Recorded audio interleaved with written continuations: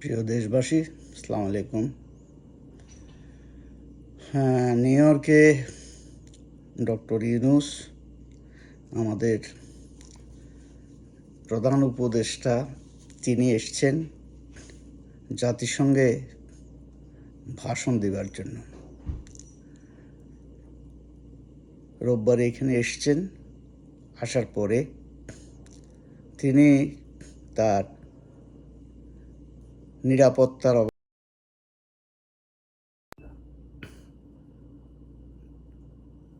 এয়ারপোর্টের যে যথাযথ নিয়মে যেখান দিয়ে বের হতে চায় সেখান দিয়ে বের হতে পারেননি। তিনি পিছনের দরজা দিয়ে পালিয়ে নিজের নিরাপদ স্থানে অবস্থান করছেন। এরই মধ্যেই তার সফরসঙ্গী বাংলাদেশের তার দলেরই এনসিপি নামক দল সেটি সাধারণ সম্পাদক সম্ভবত আক্তার হোসেন নাম, তাকে ডিম ছোড়া হয়েছে।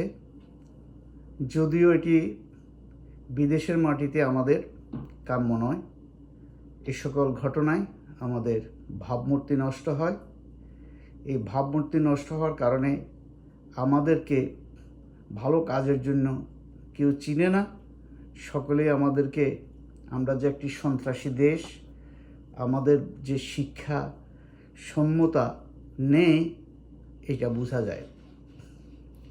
যাই হোক, আক্তার হোসেনকে ডিম মেরেছে যারা মেরেছেন, আমি মনে করি এটি একটি নিন্দনীয় কাজ। এবং এটি প্রথমেই হয়নি। অতীতে আওয়ামী লীগ যখন ক্ষমতায় ছিল, অন্য দল এম্বাসির সামনে গিয়ে, জাতিসংঘের সামনে গিয়ে বিভিন্ন রকমের অশ্লীল স্লোগান দিয়েছেন। তেমনি যখন বিএনপি যখন ক্ষমতায় ছিল, আওয়ামী লীগ জাতিসংঘের সামনে গিয়ে সেরকম কর্মকাণ্ড করেছে অতীতে। এটি আমাদের মনে হয় কালচারে পরিণত হয়েছে। এই কালচার থেকে বেরোতে হবে। আমি একবার জাতিসংঘে সামনে গিয়েছিলাম মানবাধিকার কর্মীদের সাথে। সেখানে আমরা দেখেছি যে প্রত্যেক দেশের নাগরিকেরা এসেছেন, তাদের দেশের যে মানবতা লঙ্ঘিত হচ্ছে সেই লঙ্ঘনের জন্য তারা সাদা পতাকা নিয়ে এসেছেন, পতাকা উত্তোলন করেছেন এবং তাদের ভাষা, তাদের বক্তব্য পোস্টার পেস্টুনে লেখা ছিল এবং কোনো রকমের হইচই, কোনো রকমের স্লোগান, দেশের রাষ্ট্রনায়কের বিরুদ্ধে এমন কোনো কিছু করতে দেখা যায়নি। এটি আমাদের শিক্ষা। আমরা দেখেছি বিগত সরকার যখন ছিল, তার অনেক ফ্যাসিজম আমরা দেখেছি।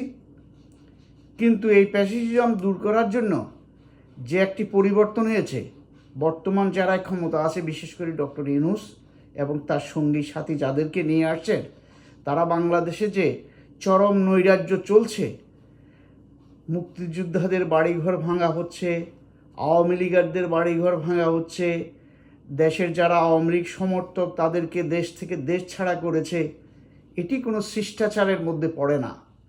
যে শিষ্টাচার বন্ধ করার জন্য এই দলটি এসেছে, বিশেষ করে ডক্টর ইউনূসকে যারা হাত ধরে নিয়ে আসছেন, তারাই এই কাজ করছে। যাদেরকে নিউ ইয়র্কে ডিম ছোড়া হয়েছে, অবশ্যই এর নিন্দা করি। কিন্তু তারা কি বাংলাদেশে নাগরিকের অধিকার রক্ষা করার জন্য যখন এই কাজগুলি হয়েছে কোনো সুস্পষ্ট বক্তব্য দিয়েছেন? বরং তারা নিজেরাই উদ্যোগী হয়ে এ সকল কাজকর্ম করেছেন। 32 নম্বর বাড়ি ভেঙেছেন, শামীম ওসমানের বাড়ি ভেঙেছেন, হিন্দুদের মন্দির ভেঙেছেন, হিন্দুদের বাড়ি দখল করেছেন, জেলায় জেলায়, থানায় থানায় একটি বড় রাজনৈতিক দলের সংগঠক নামধারী কিছু ব্যক্তি মানুষের বাড়িঘর দখল করেছে, মানুষের থেকে চাঁদা নিয়েছে, টোল আদায় করেছে, বাজার দখল করেছে, কলেজ দখল করেছে, মাদ্রাসা দখল করেছে। সেখানে এই দলগুলি ডক্টর ইউনূসের সাথে যারা এসছেন তারা কি প্রতিবাদ করেছেন কোথাও? দেশের নাগরিক চোর হোক, বাটপার হোক, আসামি হোক, খুনি হোক, তার বিচার দেশের প্রচলিত আইনে নিয়মমাফিক হবে। চোর হোক, খুনি হোক, আত্মপক্ষ সমর্থন করার অধিকার হোক। বাংলাদেশের বিচারালয়ে যারা বন্দী হয়েছে তাদেরকে বিভিন্নভাবে বিশেষ করে যারা মহান মুক্তিযুদ্ধের সময় মুক্তিযুদ্ধে অংশগ্রহণ করেছে তাদের বিগত 17 বছরে অন্যায় অবিচার থাকতেই পারে, তাই বলে তাদেরকে বিচারকের সামনে বিচারালয়ে তাদেরকে অপদস্থ করা সমীচীন হয়নি। সেই সমস্ত ঘটনারই ধারাবাহিকতা নিউ ইয়র্কে এসছে। এই সকল বন্ধ করতে হবে, সকল রাজনৈতিক দলকে এ সকল বন্ধ করতে হবে। কাউকে বাদ দিয়ে নয়, দেশের সাধারণ মানুষের গণভোট হোক, জাতীয় সংসদ নির্বাচন হোক, প্রত্যেক দলের অধিকার থাকতে হবে। অন্যান্য দল যদি গণভোট করতে পারে নিজ দলীয় প্রতীকে, সেই ক্ষেত্রে আওয়ামী লীগকে এই সুযোগ দিতে হবে, জাতীয় সংসদ নির্বাচনের সুযোগ দিতে হবে। আওয়ামী লীগকে বাদ দিয়ে বাংলাদেশের রাজনীতি করা যাবে না। যারা চিন্তাভাবনা করছেন তারা অন্ধকারে ডুবে আছেন। আমরা বিগত 17 বছর আওয়ামী লীগের নানা কাজে সমালোচনা করেছি, আওয়ামী লীগের কর্মকাণ্ড নিয়ে বিভিন্ন রকমের প্রতিবাদ করেছি। এখন যারা এই সকল করেন আমরা তাদেরও প্রতিবাদ করি এবং জোর প্রতিবাদ করি। আশা করি সকলের বোধোদয় হবে,